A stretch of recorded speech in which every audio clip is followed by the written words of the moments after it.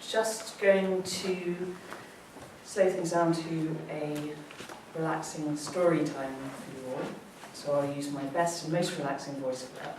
And starting with 4 quotations from Peter Handke.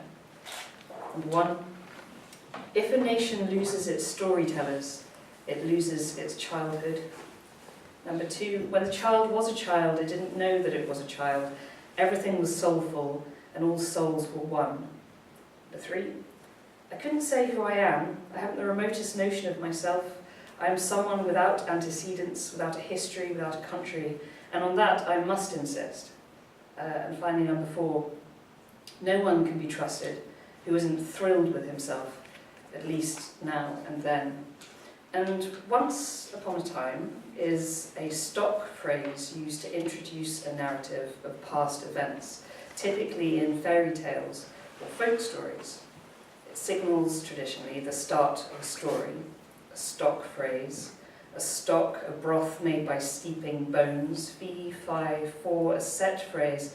J'ai 7 fraises, I have 7 strawberries, I have 7 daughters, severe brides for 7 sons, with 7 pairs of severe 7-league boots, in league with the old woman who lived in a shoe, who shouldn't throw glass slippers with red shoes, as red as 7 strawberries, for example, dwarfed and swarthy or swarthy, it's difficult to tell when you read that word, and dwarfed and halved and dwarfed, but heavy as 1001 bare-cupboard mattresses on a pea, say, that might be frog green, kissed unto cinders in the east riding.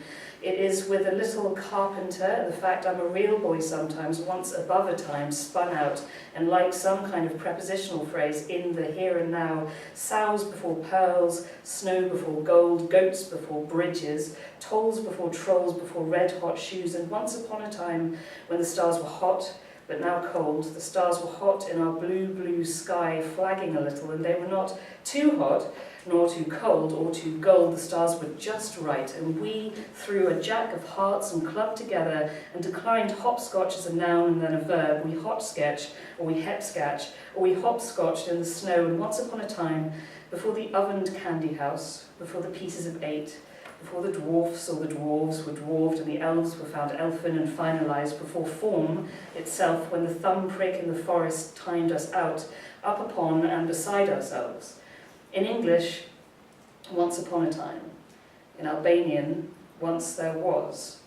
In Algerian Arabic, I've told you what's coming. In classical Arabic, there was, oh there was or wasn't, in the oldest of days and ages and times. And in Armenian, there was and there was not, and in Bengali, either once there lived a king, or in some country there was, and in Catalan there was a time.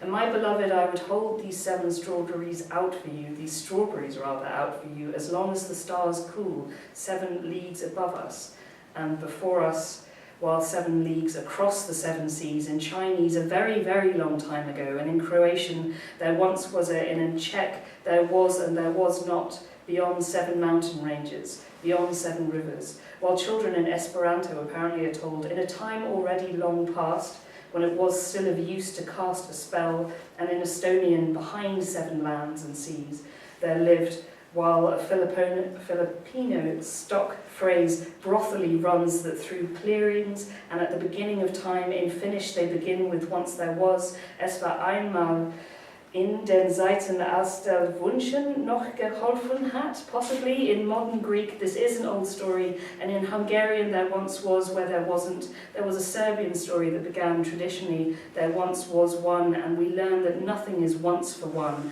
or long to go, but longed and belonging, I reach for what's lost, and I take stock. And we crane our heads perhaps to catch the story, to follow the breadcrumbs, or the thread of it, spinning, lumily, weaving, woven the text of a textile as the night draws in. We cast something like a dice, or spell, or cast it like bronze, or something as light as a storing on your breath. And the wolves were woofing, or huffing and puffing, and the wolves were in sheep's plurals, and I, a real boy sometimes, cried wolf, as wolves were wolving, and calves were carving, and dwarves were dwarfing, and fairies falved, and tall tales dwindled in the starlight, maybe by bedtime.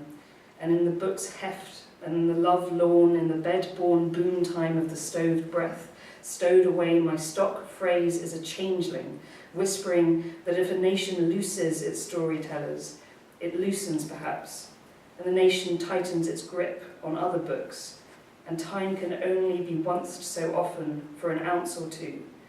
And if you care to listen, my beloved, and other stock phrases. Thank you very much.